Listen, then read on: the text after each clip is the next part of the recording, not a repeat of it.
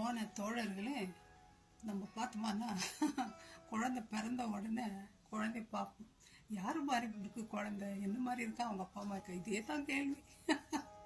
குழந்தை வளர்ந்து மூஞ்சி தெரிகிற வரைக்கும் எல்லாருக்கும் ஆசை, குழந்தை என்ன மாதிரி இருக்கணும், அவங்க அப்பா நினைப்பார் என்ன மாதிரி இருக்கணும். சில பேர் வீட்டில் குழந்தைங்க பிறந்திருப்பாங்க, அவங்க அப்பா தாத்தா பாட்டி அக்கா தங்கச்சி மாதிரி இருப்பாங்க.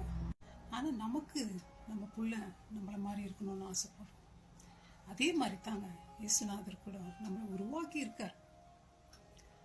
அவர் எப்படி இருக்காரு அந்த மாதிரி நம்மளை உருவாக்கி இருக்கிறான்னு சொல்லியிருக்காரு. அவருடைய இமேஜ்லேயே நம்மளை உருவாக்கி இருக்கிறாரு, உருவத்திலே.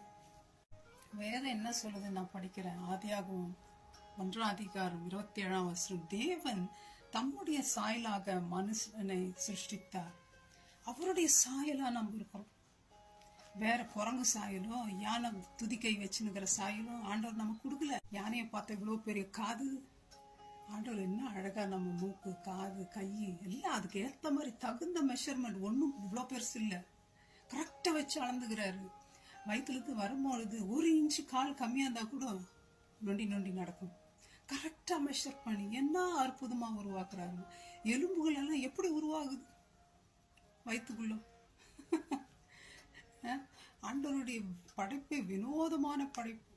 மனுஷன் சொல்றான், மனுஷன் எங்கெங்கயோ வந்து வந்தான். ஆண்டவர் மனுஷனை உருவாக்கி உலகத்தில் உள்ள எல்லா கிரியேச்சருக்கும் மேல அவனுக்கு அதிகாரத்தை கொடுக்கிறார். அவ்வளவா ஆண்டவருக்கு நம்ம படைச்சிருக்காரு.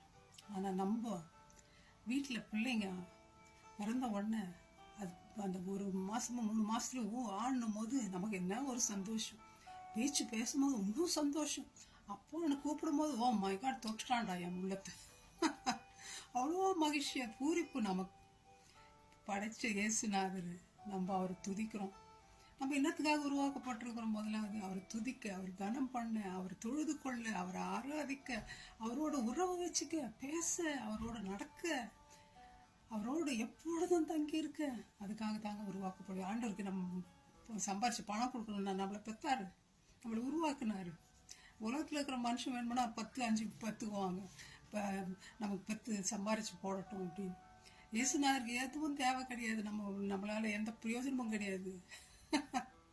ஃப்ரெண்ட்ஸ், அவர் நம்மளை உருவாக்கிட்டு எனக்கு கூட பேசுப்பானா, இதை செய்யப்பா, நான் சொல்றதெல்லாம் கமெண்ட்மெண்ட்ஸ் என்ன நேசி, மற்றவங்களை நேசி, ஒன்றும் செய்யறது கிடையாது. நம்ம எவ்வளோ கோபம் வரும் அவருக்கு.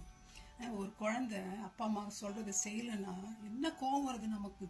என் பையன் என் சொல் பேச்சு கேட்காம லேட்டாக வரான் வீட்டுக்குன்னா நான் என்ன தெரியுமா சொல்றது, கதவுக்கிட்டே வராது, நீ லேட்டாக